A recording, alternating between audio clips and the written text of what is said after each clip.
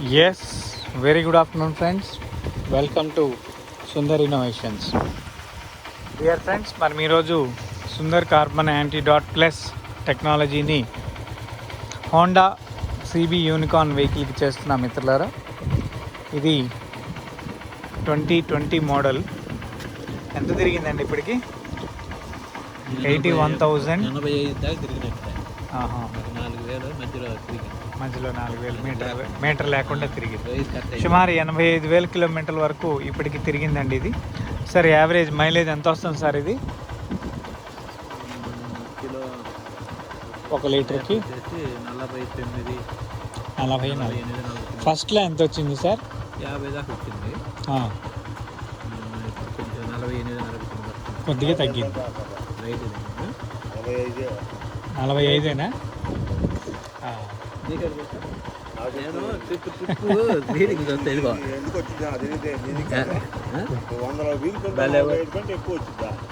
ఇది నేను ఫీలింగ్ చూస్తా ఎట్టన్నా బేకని ఇది నొక్కుతా, ఒక 1000 కొట్టేస్తా. ఎన్ని కిలోమీటర్లు చూస్తా, 1000 రూపాయలు కొట్టిస్తే 460-470 వేస్తాను. ఒక 1000 రూపాయలు 1000కి ఎన్ని లీటర్లు వస్తుంది? 9 లీటర్లు. అది రాదు, 9 వచ్చింది. 9 చిల్లర వస్తుంది. 9 లీటర్లు వచ్చేసి 460 దాకా వస్తుంది వచ్చింది. అదేలే.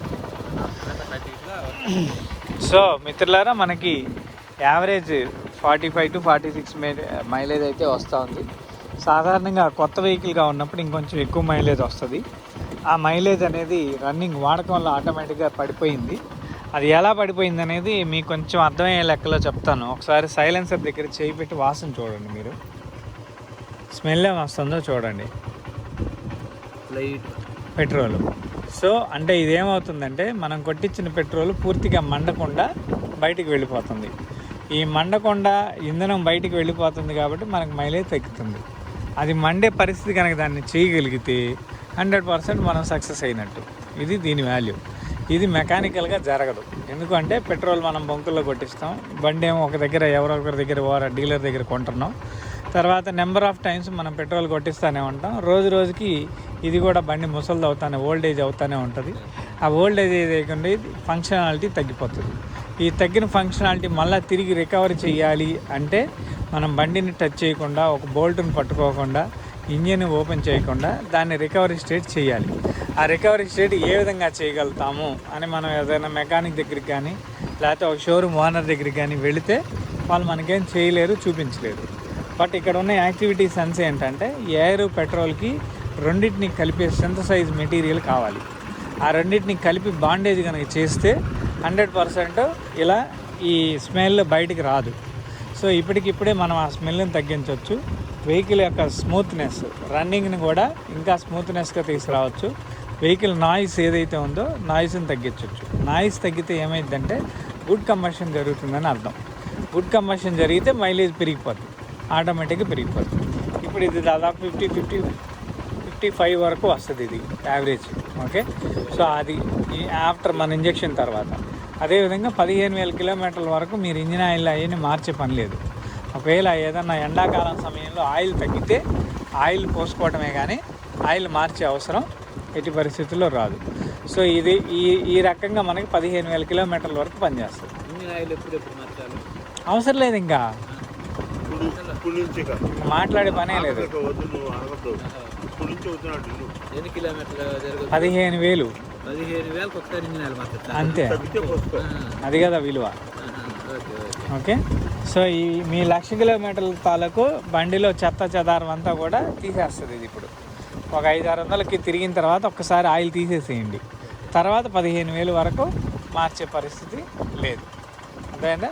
అందుకే మనం బండికి ఇంజెక్షన్ చేసిన తర్వాత ఇప్పుడు 2,000 తిరిగాను ఇంజిన్ ఆయిల్ మార్చాక. 2,000 తిరిగా ఇంకొక 500 తిరిగి ఒకసారి మారుతుంటా. ఇప్పుడు మొదటి నుంచి మీరు 3,000 2 వరకు బట్టి నేనే దొరుకుతుంటా. 3,000 ఒకసారి మారుతుంటా. ఇప్పటికైతే ఏం వెరీ గుడ్, మంచిది. సో ఇక్కడి నుంచి కూడా మనకు అదే వాల్యూ 3,000 15,000కి వెళ్ళిపోద్ది. ఓకే. బండి స్మూత్నెస్, ఇప్పుడు మీరు గుంటూరు నుంచి వచ్చేటప్పుడు మీకు బండి వెహికల్ ఎలా ఉందో ఇప్పుడు ఇక్కడి నుంచి ఇప్పుడు బండి ఎలా ఉందనేది ఒక 10 నిమిషాల్లోనే మీ నోటి మాటల్లోనే విందాం మనం. Okay, right. తర్వాత ఇంజన్ దగ్గర నాయిస్ వినండి ఒకసారి ఇటు వచ్చి. అది కూడా అయిపోయిందా? వినండి. లైట్ ఇంజన్ జెల్ సౌండ్ వస్తుంది కదా. ఇది మెకానిక్ కూడా ఏం చేయలేదు. ఇది కంబషన్ మన వర్గాల కంబషన్ వచ్చేస్తే ఇప్పటికిప్పుడు ఆ సౌండ్ ఆగిపోతుంది. ఓకే, ఇలాంటి మెకానిక్ చేయలేని పనులు దీనిలో జరుగుతాయి. అది ఎలా జరుగుతుంది అనేది చూద్దాం. మీరు రండి ఇటు. ఫోన్ పట్టుకోండి ఎవరో ఒకరు. నేను ఎక్కడ తీస్తున్నాను అనేది మీకు ఇక్కడ కనిపిస్తూ ఉంటుంది. ఆ ప్లేస్ని అలా చూపిస్తూ పట్టుకోండి.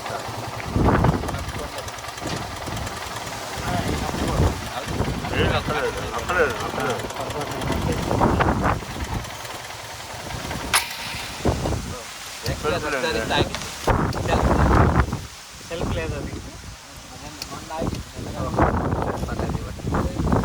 ఒకసారి అన్ని చూపిద్దామని అనుకుంటున్నాను. ఇప్పుడు చూపించే పనులు లేవు ఇంకా. దానంతట అయ్యే సెటరేట్ అయిపోతుంది. సెల్ఫ్ బ్యాటరీ అవి చెక్ చేసుకోవాలి. అది చెక్ చేసుకోవాలి. ఇదిగో ఇప్పుడు ఇట్లా ఆగిపోతుంది. ఆగిపోతుంది. అది ఆగదు.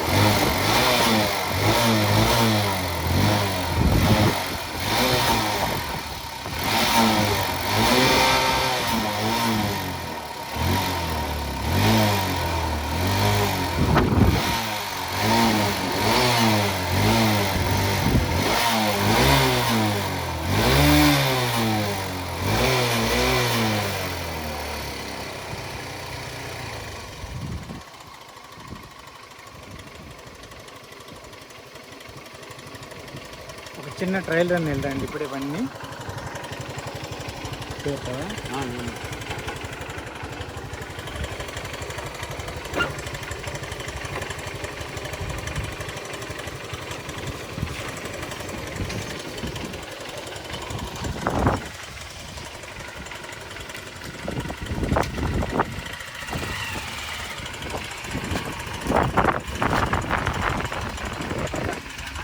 జస్ట్ వర్క్ అక్కడ దాకా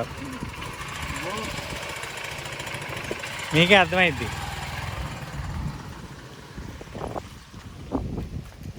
ఇప్పుడు తీసిన దాంట్లో పెట్టచ్చు. ఇదంతా వీడియో వచ్చేస్తుంది. వచ్చేసిందంటే అన్నీ వస్తాయి మన గట్ట కాదు డైరెక్ట్. ఇది ఒక్కటే వస్తుంది. ఇది ఒక్కటే మీకు లింక్ వస్తుంది.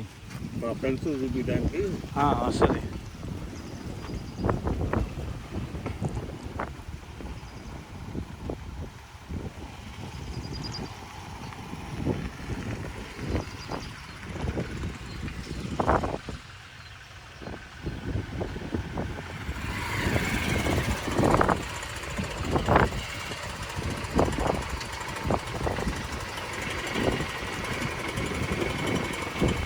ఎట్లుంది బండి? ఏమర్థమైంది మీకు?